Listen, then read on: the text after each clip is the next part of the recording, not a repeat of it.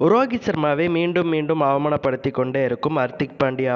ஹர்திக் பாண்டியா மும்பை இந்தியன்ஸின் கேப்டனாக ஆனதிலிருந்தே நிறைய பிரச்சனைகள் மும்பை இந்தியன்ஸுக்கு வந்துட்டு தான் இருக்கு.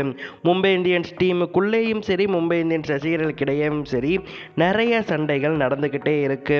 அதன் விளைவாக இப்போ புதிதாக சிஎஸ்கேவின் கேப்டனாக உருவாகி இருக்கக்கூடிய ருத்ராஜ் கேக்வாட் தோனியை நடத்துகிற விதத்தையும், ஹர்திக் பாண்டியா ரோஹித் சர்மா நடத்துகிற விதத்தையும் ரெண்டுத்தையும் கம்பேர் பண்ணி ஹர்திக் பாண்டியாவை விளாசிட்டு இருக்காங்க ரசிகர்கள்.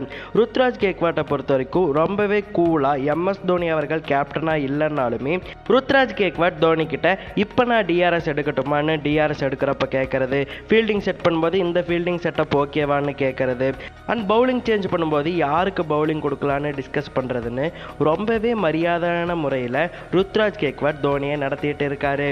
இதுதான் பேக் ஃபயரா ஹர்திக் பாண்டியாவுக்கு மாறி இருக்கு. ஹர்திக் பாண்டியா எப்போவுமே ஸ்லிப் நிற்கக்கூடிய ரோஹித் சர்மாவை நீங்கள் இங்கே நிற்காதீங்க, தூரமாக போய் நில்லுங்க, தூரமாக போய் நில்லுங்கன்னு சொல்லிட்டு நிறைய மேட்சுகளாக அவரை லாங் ஆஃப்லேயே நிற்க வைக்கிறது. அண்ட் ஒவ்வொரு இடத்துலையும் ஃபீல்டிங் செட்டப்பில் அவரை மாற்றிக்கிட்டே இருக்கிறது. அதாவது கிட்ட வந்து நில்லுங்க, இப்போ 30 யார்ட் சர்க்கிள்க்கு இப்போ வெளியே போய் நில்லுங்கன்னு சொல்லிட்டு தொடர்ச்சியாக ரோஹித் சர்மாவை ஃபீல்டிங் செட்டப்பில் மாற்றிக்கிட்டே இருந்திருக்காரு.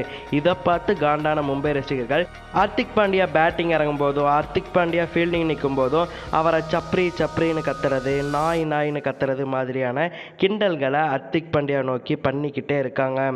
ரோஹித் சர்மா மட்டும் கிடையாது, சீனியர் பிளேயர்ஸ்க்கும் அவர் மரியாதை தரது கிடையாதுன்னு சொல்லிட்டு இப்போ ஒரு தகவல் வந்திருக்கு. ஒரு மேட்ச்சில் அவர் மலிங்காவும் கிரண் பொலாடும் உட்காந்து ஒரு இடத்துல பேசிகிட்டு இருப்பாங்க. அப்போ போன ஹர்திக் பாண்டியா மலிங்காவை எழுப்பி விட்டுட்டு அவர் உட்காந்த சேரில் உட்கார போவார். இதை பார்த்து எரிச்சலான ரசிகர்கள் முன்னாள் கேப்டனை தான் மதிக்கல, கோச்சஸை கூட மதிக்க மாட்டீங்களான்னு சொல்லிட்டு ஹர்திக் பாண்டியாவை கடுமையாக விமர்சிச்சுட்டு இருக்காங்க.